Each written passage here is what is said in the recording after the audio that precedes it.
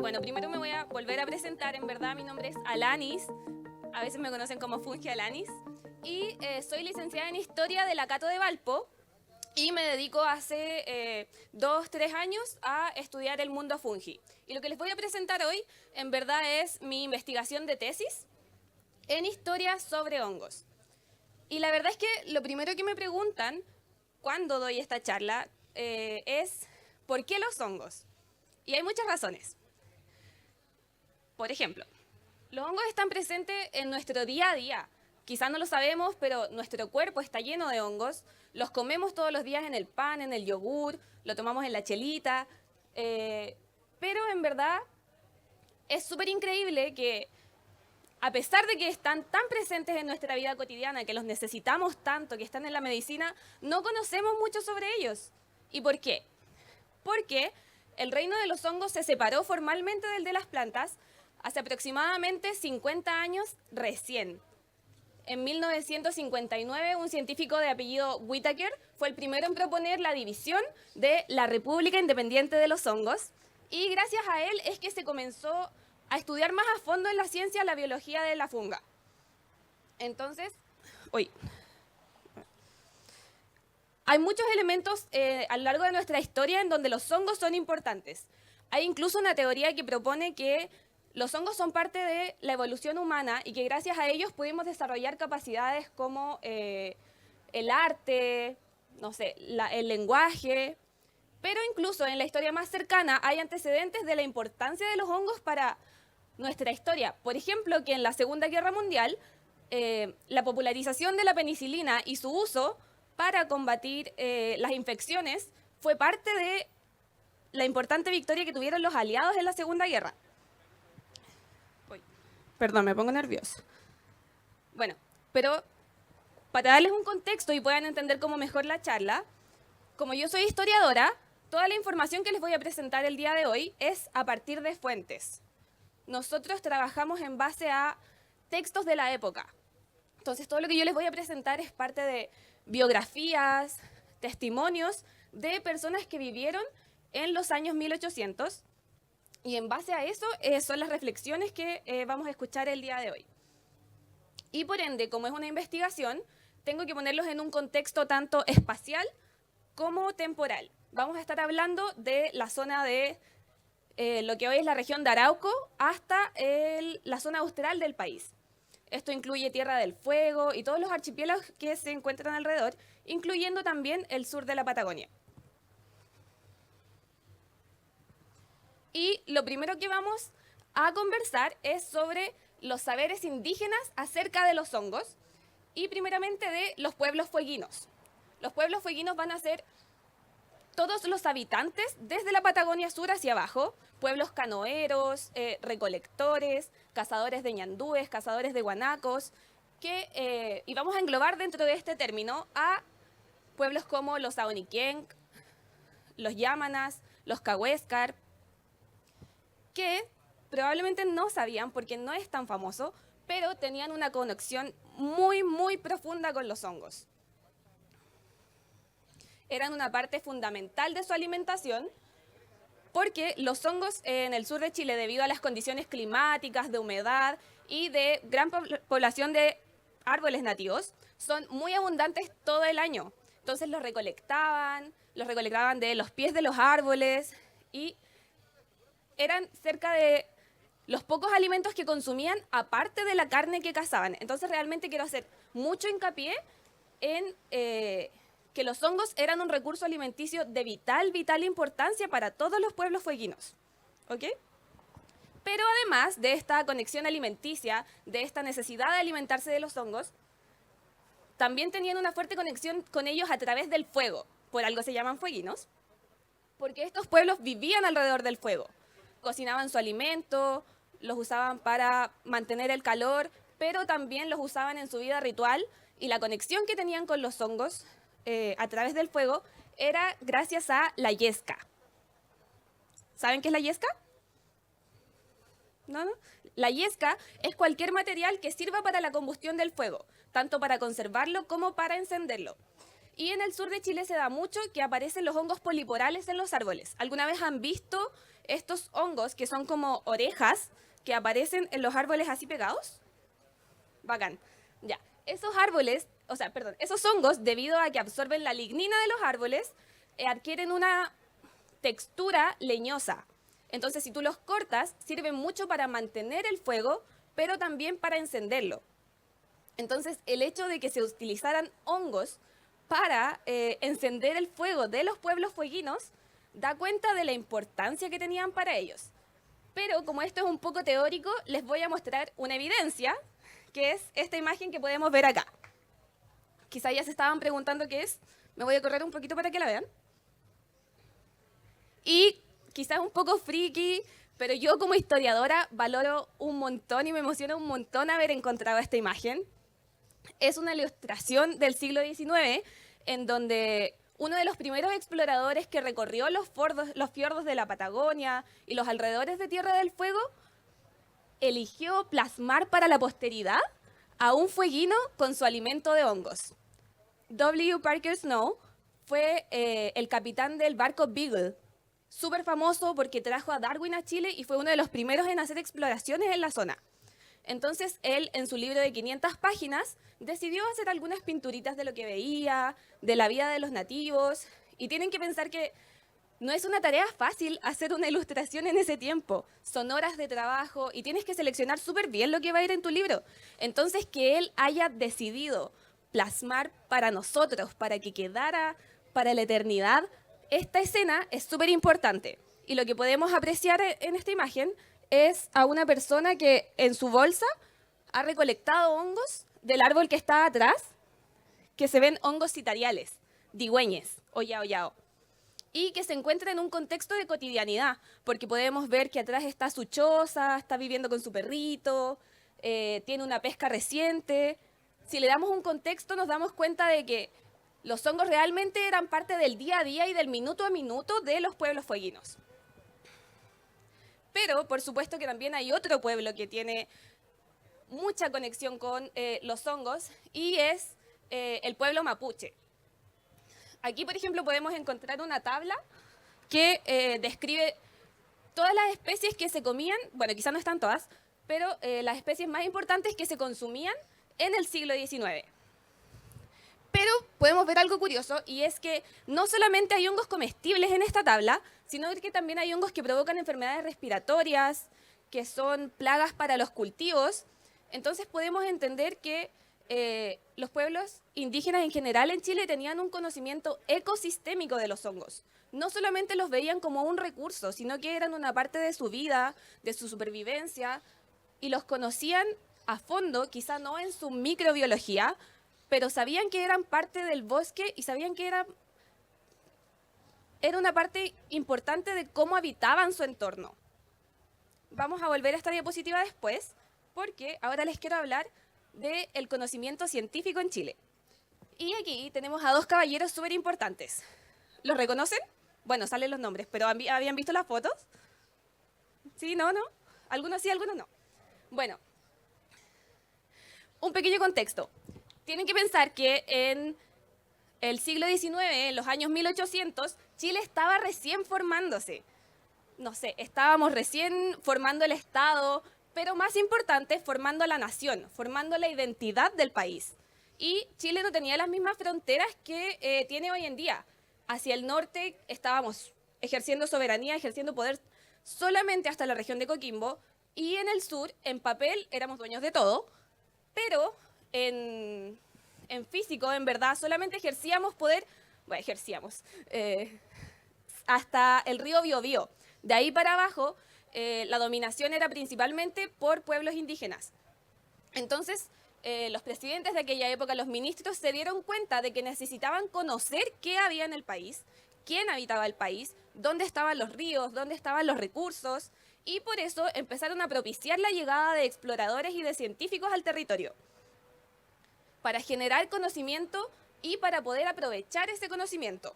Y uno de los primeros que llega al país en el barco del Beagle, con el autor de la ilustración que vimos antes, es Charles Darwin, que en ese momento era un científico jovencillo, tenía apenas 22, 23 años, entonces venía muy influenciado todavía de la ciencia europea, el incipiente evolucionismo, y dijo cosas súper feas de Chile.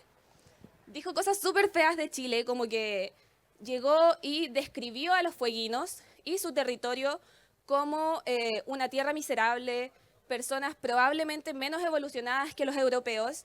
Y esta parte de la charla es súper triste, porque esta visión que él después propagó en Europa al hacerse muy famoso, marcó a los siguientes científicos que vinieron al país y marcó cómo se va a ver la micología en los siguientes 150 años, debido a que la influencia de Charles Darwin, por supuesto que es muy importante, y cuando llega Claudio Gay al país, por ejemplo, vamos a ver que comienza a estudiar la naturaleza del país desde esta visión eurocentrista y por ende menosprecia los conocimientos fueguinos.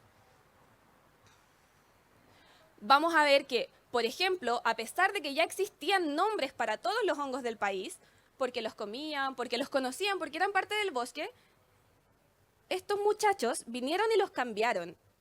Uno de los ejemplos más claros son los digüeñes. ¿Conocen los digüeñes? ¿Han comido? ¿Sí? ¿Algunos sí, algunos no? Yo nunca, me gustaría. Bueno, los digüeñes tenían su nombre, también eran conocidos como yao yao, los fueguinos tenían sus propios nombres para ellos. ¿Y qué hicieron? Charles Darwin les cambió el nombre a citarias. ¿Por qué les puso citarias? Porque en Europa existen hongos que se ven de manera similar, que también son parásitos de los árboles. Entonces él dijo, estos son del género Citaria, porque en ese entonces no existía microscopio, ¿cachai? Como que dijo, ¿están parecidos? Probablemente son esos. Pero hay que entender que estas clasificaciones son eurocentristas y se atienen a estas lógicas que en verdad no aplican para el territorio. Estos hongos ya tenían sus nombres y de hecho podemos ir más allá, como entrar en la biología y decir que, bueno, los hongos son propios de su sustrato. Un hongo que es nativo de Chile, que parasita, no sé, los guayes, no va a salir en Europa porque en Europa no hay árboles del género Nothofagus. Solamente hay aquí y en Australia y Nueva Zelanda, creo.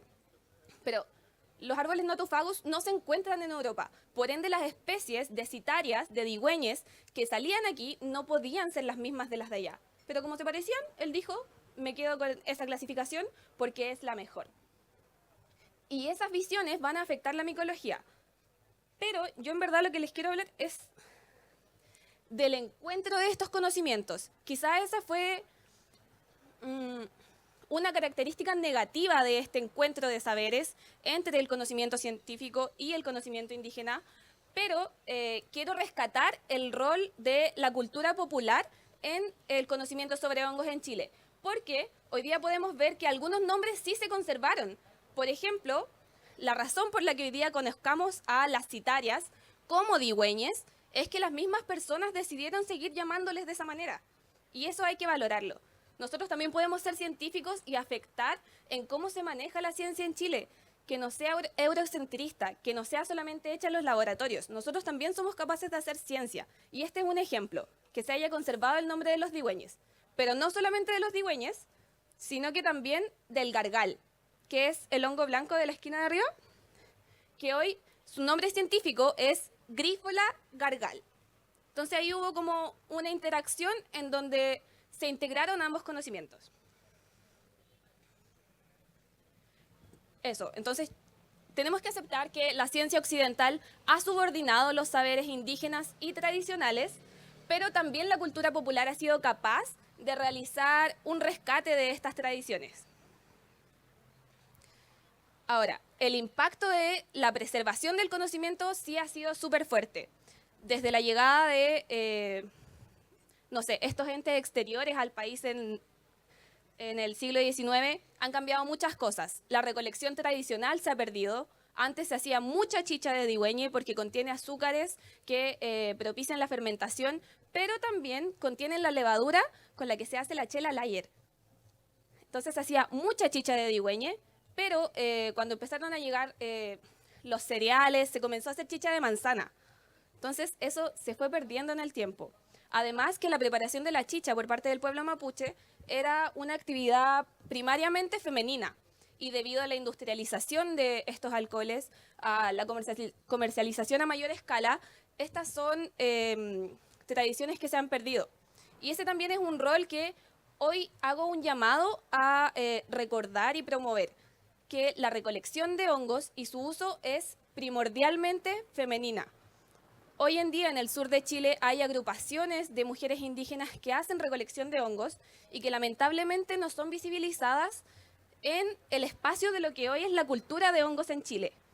En el último año, la economía alrededor de los hongos ha crecido en un 400%. Entonces yo me pregunto, ¿dónde está el reconocimiento a estas mujeres que son las que todavía van al bosque a recolectar hongos nativos? Hago un llamado a que las hagamos parte de estos espacios y las reconozcamos. Y eso. ¿Se me acabó el tiempo, parece? Ah, me queda caleta. Chucha. ¿Qué más les puedo contar? Nada. Bueno, ese es el llamado a la verdad, que hoy día analicemos la cultura que tenemos alrededor de los hongos en Chile y que reconozcamos el rol que tienen los pueblos indígenas en todo el conocimiento que tenemos. Hoy día hacemos muchas ferias, hacemos muchas charlas, pero es importante que reconozcamos que primariamente la información que tenemos de los hongos pertenece a los pueblos indígenas. Fue a ellos a quienes los naturalistas, los científicos, tuvieron que preguntarles dónde ir a recolectarlos, cuáles se podían comer, porque si no se podían morir. Y a ellos les debemos todo ese conocimiento. Esa es la reflexión que les quiero entregar el día de hoy. Gracias. Bueno, ¿tenemos un espacio para preguntas? Bacán.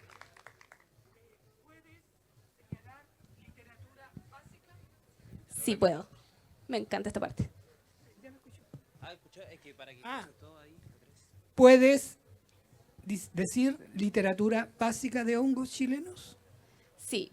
Bueno, por supuesto que les recomiendo guías de campo.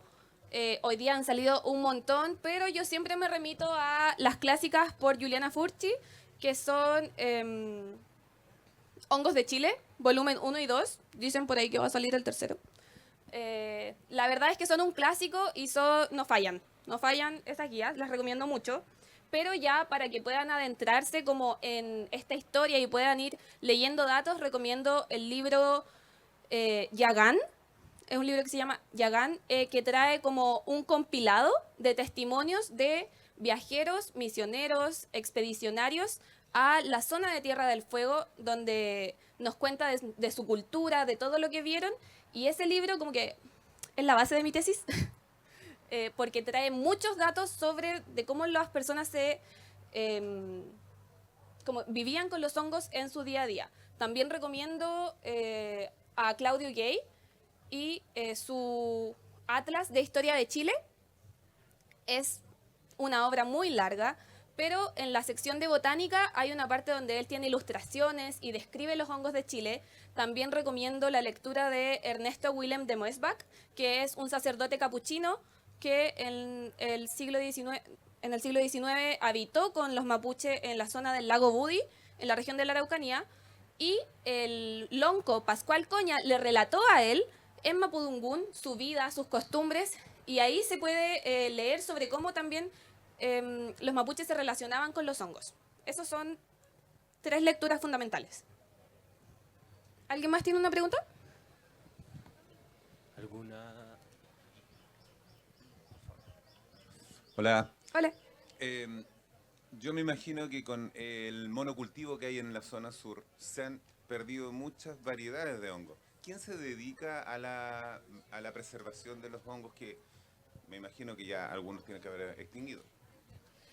La preservación de los hongos es un tema complejo porque como los hongos son propios de su sustrato, no pueden salir donde la mayoría no pueden salir donde no han salido siempre. Por ejemplo, en este árbol no podría salir un digüeñe.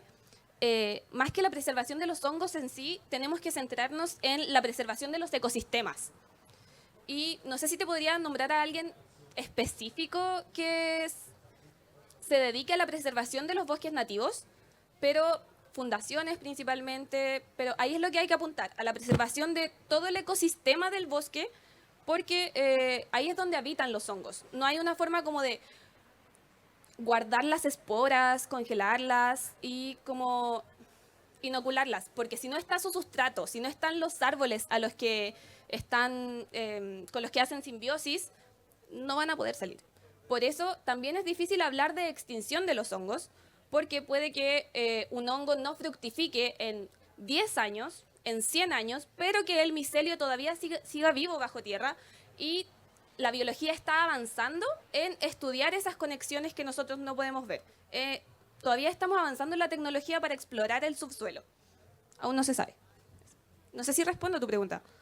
Más o menos. Bueno, quizás nos podemos acercar después y entramos en detalles.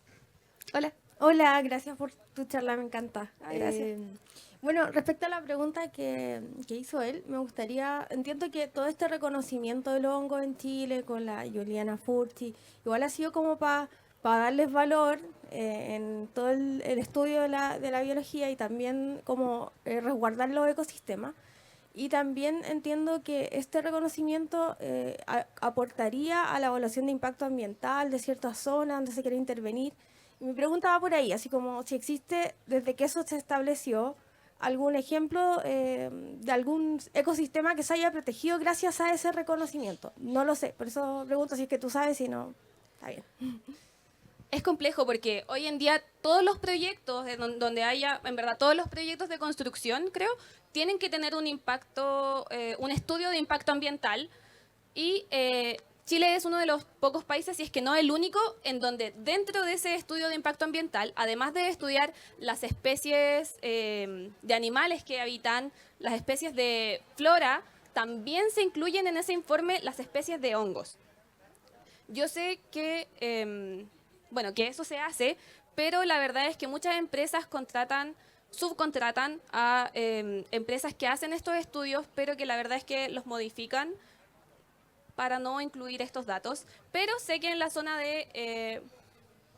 sé que en el norte de Chile sí se han parado proyectos debido a encontrar hongos micorrízicos del norte de Chile. Oye, ese es un tema muy bueno, los hongos del norte, estudienlo.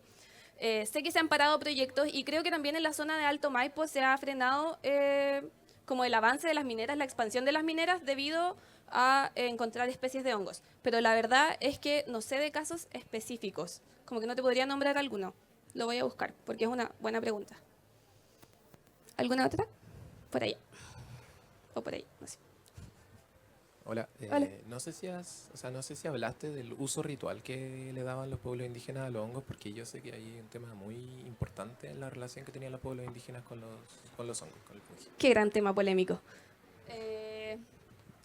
Ya, la verdad es que yo no trato este tema mucho en mi tesis, es complejo. Hay muchos antecedentes de uso ritual de hongos por parte de pueblos indígenas en el mundo. Tenemos el caso de los mazatecas en México, los indígenas del Tahuantinsuyo, que vendrían siendo los incas. Y sabemos que los incas colonizaron el país antes de la llegada de los españoles brevemente, solamente hasta la zona del Biobío. Entonces, por ahí podrían haber antecedentes, pero la verdad es que la literatura acerca de uso ritual de hongos en el territorio de Chile es nula. En mi estudio, lo que he relacionado con uso ritual de hongos en el país es el uso de la chicha por parte del pueblo mapuche, la chicha de Adigüeñe, para rituales. Por ejemplo, después de una batalla, los mapuches hacían rituales en donde bebían chicha, se embriagaban como parte de celebrar la victoria, celebrar la batalla. Y ese podría ser un ejemplo de uso ritual en Chile, pero la verdad es que la escasa presencia de hongos psilocibe en el país, pero no nula, no nos entrega una confirmación de que en nuestro país se hayan utilizado para fines rituales. Gracias. Un aplauso para Alanis Ollanedel, que nos visitó y fue parte de la Sur. Gracias, chicos, chicas.